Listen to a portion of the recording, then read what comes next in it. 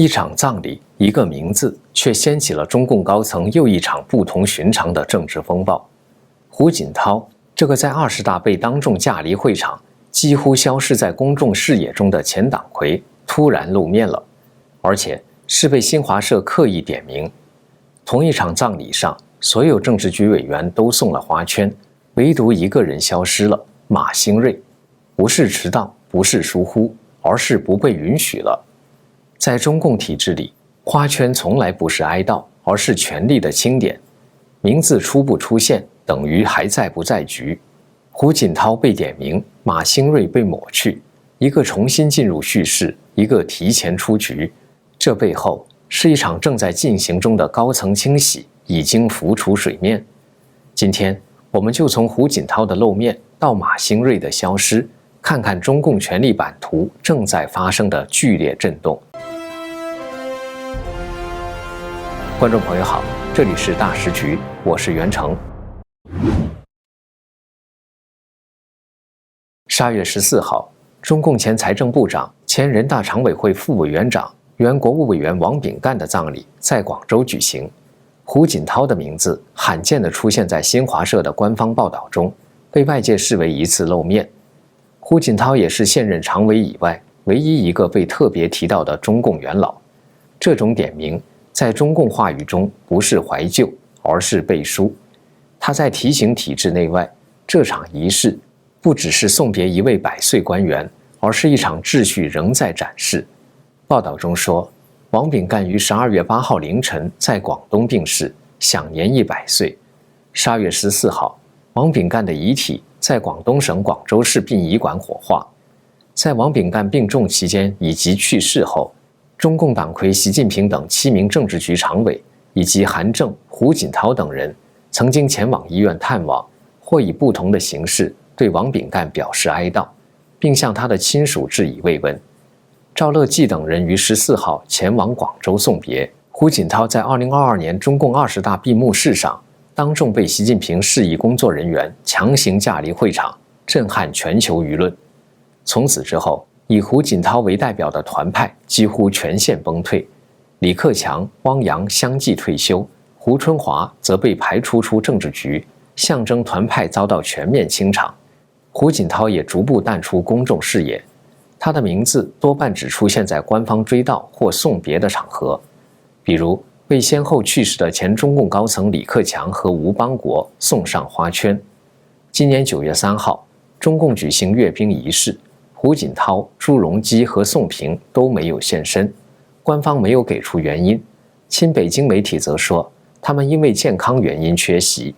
然而，自去年3中全会之后，胡锦涛的名字却频频出现在海外社交媒体的讨论中。有传闻说，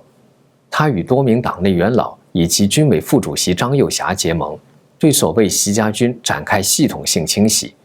并导致习近平在军中的权力基础出现动摇。观察人士进一步指出，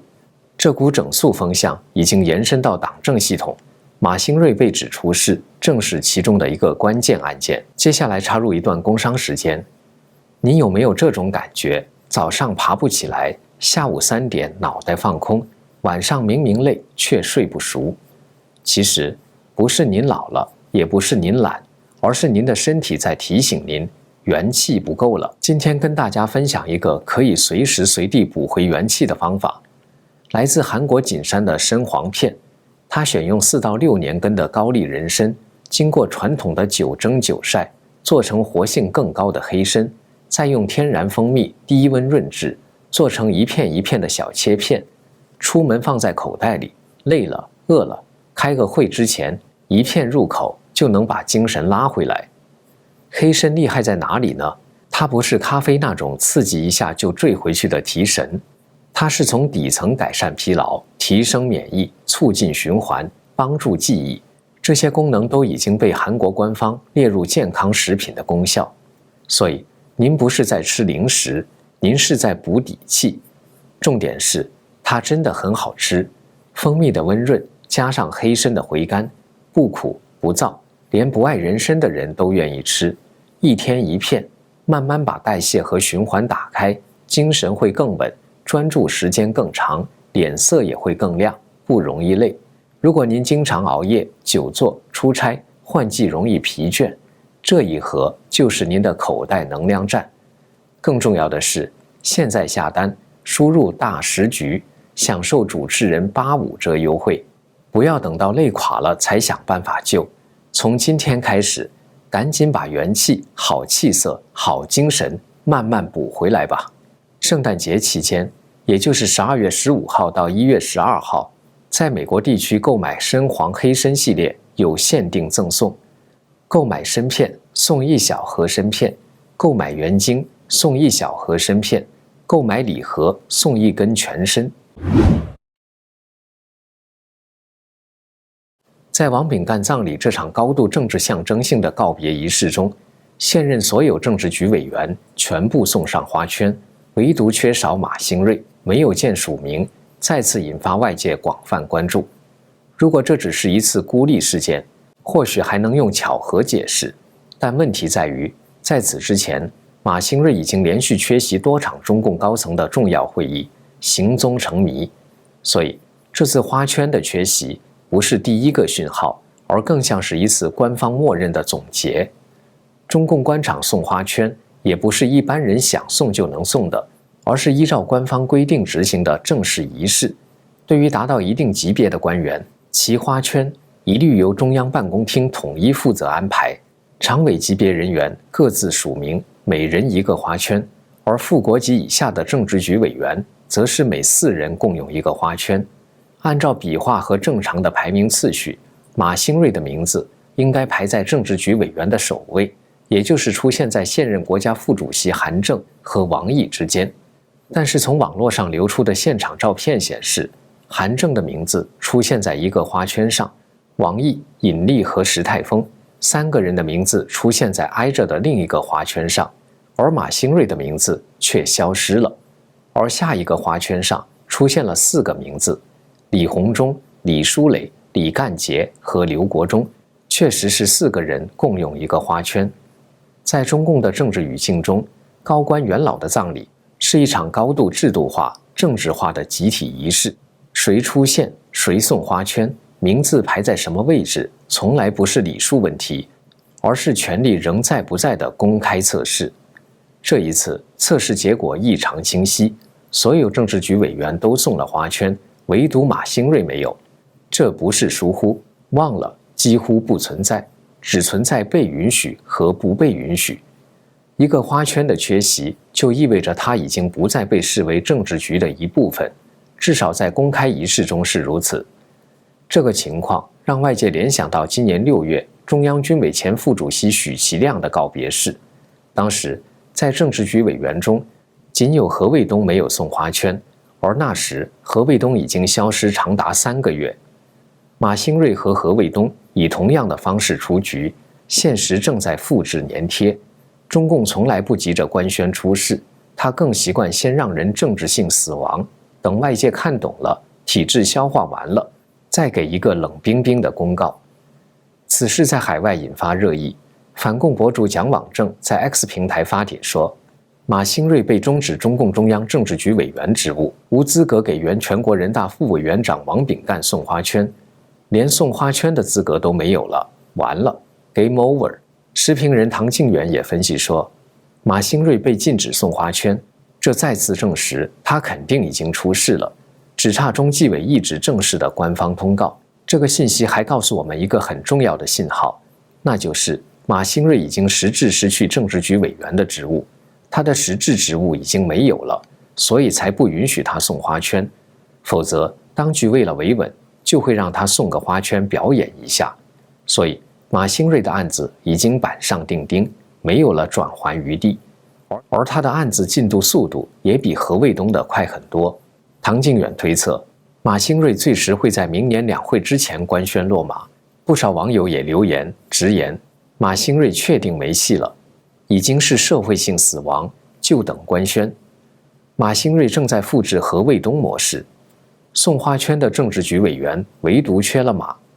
进度比何卫东还快，99%的概率了，100%双规出事，可能照何卫东那样不公开处理，只发公告。马兴瑞长期被视为习近平的重要亲信之一。今年7月1号，他突然被免去新疆党委书记的职务，官方的说法是另有任用，但至今没有公布他的新职务安排。11月28号，官媒播出政治局集体学习的画面显示，马兴瑞并没有出席。12月8号，中共政治局举行会议，也有爆料指出马兴瑞再次缺席。此外，12月10号到11号，在北京召开的中央经济工作会议中，央视播出的画面同样没有见到马兴瑞的身影。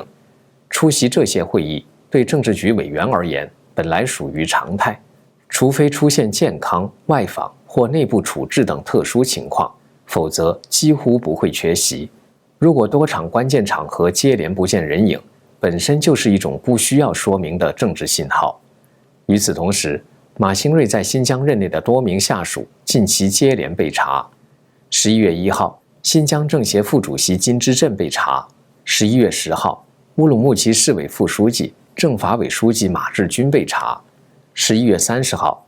新疆自治区常务副主席陈伟俊被查。网络上还流传马兴瑞本人、妻子荣丽、弟弟马兴全以及秘书李光禄遭调查的消息。蒋网正曾经爆料，马兴瑞的大案牵涉3000多亿人民币，它涉及到4大案：航天系统的窝案、新疆腐败案、广东许家印的恒大案，以及给彭丽媛的妹夫输送的40多亿人民币案子。马兴瑞和太太荣丽很会贿赂对他们重要的政治人物，比如给政治局委员以上的高官子女送600万港元以上的保单。马兴瑞案牵扯到50多位正副部级的高官，马兴瑞没送的是花圈，送别的是他自己的政治生命。马兴瑞在高层权斗下应该是提前出局了，目前的焦点不是他是否会被处理，而是官方何时摊牌，用什么说法收尾。如果马兴瑞这位被视为习近平和彭丽媛核心圈层的人物最终出局，意味着习家军的防线差不多快被直接击穿了。20届4中全会召开前夕，前中央副主席何卫东、前政工部主任苗华等多名将领被通报涉嫌严重职务犯罪，并遭到开除党籍、军籍处理，军中震荡明显。与此同时，蔡奇、李希、王小红等关键人物的政治动向也变得模糊不清，时隐时现，整体状态显得风雨飘摇，权力稳定性正面临严峻考验。在这样的情势下，外界自然把目光投向被视为相对温和、具有改革象征意义的体制内人物，比如胡锦涛、温家宝、张又侠、汪洋等人，期待他们能在关键时刻做出抉择。对中共体制本身，外界早已不再抱持幻想，这更像是一种良心的呼唤，希望他们的良知最终战胜中共邪恶体制的束缚，帮助中华民族斩断红色枷锁的束缚，重获自由和新生。这里是大时局，感谢您的陪伴与思考，请订阅、分享并打开小铃铛，一起在动荡中坚守真相，在黑暗中点燃希望。